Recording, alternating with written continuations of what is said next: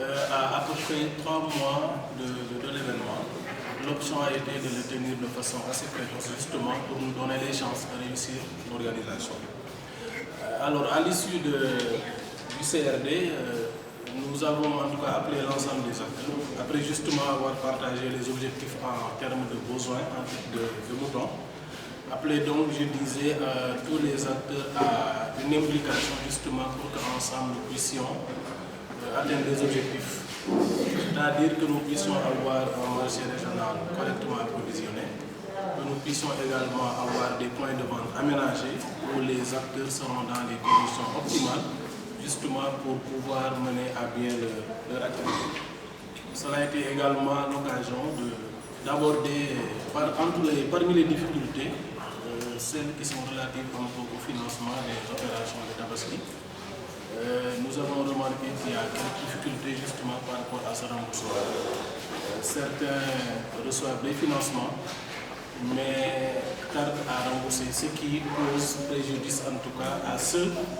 qui d'habitude remboursent. Donc ça a été l'occasion de les sensibiliser davantage pour que véritablement ceux qui montent et déposent des projets et qui sont financés, qu'ils puissent garder à l'esprit la nécessité de rembourser justement pour permettre un renouvellement des financements et permettre à l'ensemble des acteurs d'en bénéficier. Oui, on en a discuté également, nous tous nous connaissons la situation, ce n'est pas la peine de revenir là-dessus. Et ce qu'il faut dire, je pense que la régionale de l'élevage l'a rappelé il y a un instant, nous avons également connu un contexte difficile l'année passée et l'année d'avant avec la pandémie de coronavirus, où il y a eu des frontières fermées, mais malgré ça, l'État avait pu prendre les dispositions idoines pour en tout cas assurer un correct approvisionnement du marché en mouton pour les besoins de la Tabaski. Donc on considère que cette année également, en espérant peut-être que d'ici là, un dégel de la situation pourrait venir, mais en tout cas, quoi qu'il arrive, l'État prendra les dispositions et trouvera les stratégies pour véritablement que le marché soit correctement approvisionné. Le vol de bétail, bon, qu'on ne se voile pas la face, c'est une réalité, mais quand même, on a noté depuis quelques mois, et je pense que certains acteurs de l'élevage en ont fait le témoignage ici, que par endroit, en tout cas, on note une baisse du phénomène. Et ça est dû à l'implication de plus en plus importante des forces de défense et de sécurité de réduire le phénomène dans la région de Thiès. Ñu taamu ci teel ko tenir te li waral ñu teel ko tenir mooy bëgg rek gën a yembal waaj bi parce que plus ñu gën ci teel a jóg loolu moo ñuy may chance ñu mën a jël disposition yëpp yi nga xam ne moo ci war ba ñu mën a am tabaski dans la région de Thiès ni mu gënee. Objectif bi xam nañ ko mooy ñu mën ko waajal ni mu gënee comme ni ma ko waxee sànq te pour loolu am dañuy soxla xeetu acteurs yëpp te CRD bi nekkoon na occasion bu ñu saisir pour ñoom ñëpp ñu woo leen ku nekk li nga xam ne mooy sa cër ci waajtaay bi nga mën ko matal. xam nañ tamit ne du ñàkk ay jafe-jafe mais bu si ñëpp jàppee processus bi dina dem ba ci cappaandaw la te ñu am yaakaar ne dina amee ni mu waree. waxtaan nañu fi tamit ay jafe-jafe loolu du ñàkk te bi ci gën a fës jàpp nañu ne wàllum financement yi la financement opération tabaski yi parce que dañu gis ne am na ñoo xam ne dañuy am financement te duñu remboursé ñu jàpp ñu saisir occasion bi pour woo leen ñaax leen tam parce que xam nañ ne bu ñuy jël ay bor te duñu fay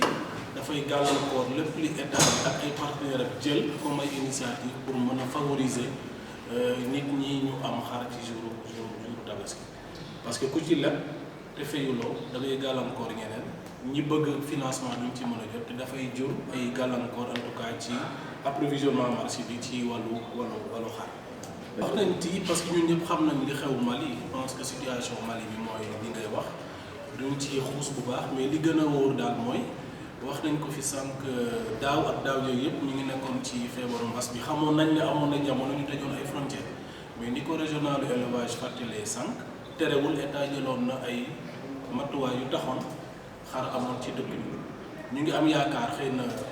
3 mois des na ñu ngi ñaan xëy na balaa ñuy yegg foofu évolution positive am mais même bu amulee li ñu mën a jàpp mooy état bi dina jël ay mesures ak i disposition nam ko defee woon daaw jéeg pour xar mën a dugg si Sénégal ndem ba léegi amaguñu autosuffisance en mouton dañuy dépendre ci jéggaani ba léegi. mën a wax mooy waxtaan nañ ci CRD bi woo nañ leen mooy li may wax acteurs yi bu ma nee acteurs yi état bi ci la bokk service technique yi collectivité territoriale yi donc xam nañ ne ay sites yi dañ leen war a fixer dañ leen war a aménager dafa war a am ndox war a am courant donc ñoom ñëpp woo nañ leen ci pour ñu dugal ci seeni loxo te ñi fi teew muy waa Thiénaba waa Ngoundiane ci ñi fi jot a teew en tout cas représenté fi ay maire jël nañ ay engagement pour jël matuwaay yi war wax nañ tamit ne processus bi du ñàkk ay jafe-jafe am loolu on l'a retenu mais nee nañ tamit looloo tax teel a jóg baax day tax lépp lu fiy jóg comme gàllankoor balaa bés bi nga ñu mën a taxaw jéem a xool dañ koy saafara am nañ njort ne am nañ yaakaar ne dinañu am ay points de vente yoo xam ne dañ mën a satisfaire aux conditions générales pour permettre nit ñi ñu mën a jaay dans les meilleures conditions. waaw sécurité bi xam nañ ne bi lu jëm si sàccum jur gi xam nañ ne am na ci région bu Thiès am nañ fi ay zones yoo xam ne particulièrement touchées Noto dans le Niakhène Noto Diobass justement mais loolu ay matuwaay ñu ngi ko ciy jël xam nañ ne li ñuy wax force de défense et de sécurité mooy ñu yor warum kaaraange bi mettre nañ en place ay dispositifs yoo xam ne daf leen di permettre de plus en plus ñuy xeex phénomène boobu te li ñu mën a jàpp mooy am na zone yoo xam ne quand même seetlu nañ fa ab wàññeeku d'ailleurs sax am na ci éleveurs yi ñoom def nañ fi témoignage ci ay forces yoo xam ne nee nañ depuis ñu gis ne gën nañ teew ci terrain bi phénomène bi mi ngi wàññeeku waaye phénomène u vol de bétail ñëpp lay interpellé ça interpelle les autorités administratives forces de défense ak sécurité mais également population yi parce que li ñu ci seetlu ci jafe-jafe mooy dénonciation bi tamit dafa des dañuy gis bërëb mu am luñ fa jël mais pour nga am nit bu la mën a jox yenn information dafay poser problème donc occasion la tamit pour ñu xam ne kaaraange bi suñu kaaraange la ñun ñëpp ku nekk ak foo féete tu as un rôle à jouer si c'est nécessaire de dénoncer nañu dénoncer si c'est nécessaire de partager des informations avec les forces il faut le faire bu ñu boolee doole yi am nañu yaakaar ne daañu mën a juguler le phénomène. Dire qu'on ne sent pas l'État l'État fait énormément d'efforts pour accompagner pour que loolu mën a impacter ci wàllum njëg bi ñuy jaay l'État dafay def appui en des opérations par rapport à l'aliment de bétail appuyer leen par rapport à la tabaski jël des mesures d'allègement par rapport à certaines taxes et tout loolu dafa war a am